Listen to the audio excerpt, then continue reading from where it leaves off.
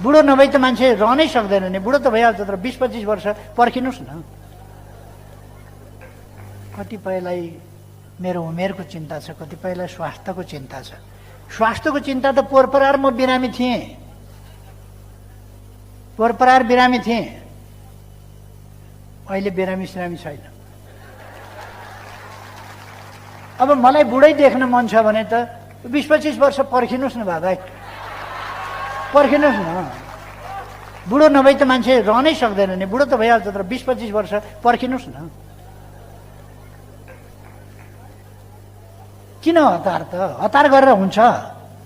हतार गरेर हुँदैन। 20-25 वर्ष पर्खिनुहोस्, 30 वर्ष पर्खिनुहोस्। अहिले त मेरो बुवा हिँड्दै हुनुहुन्छ लौरो नटेकिकन। मलाई बुढो के भएको आँखा हो? मेरो बुवालाई भने हुन्थ्यो होला बरु। मलाई उमेरका कुरा, स्वास्थ्यका कुरा मेरो बारेमा एक दिन हात मारेर तुम सार्थुन राख्मै क्या हो।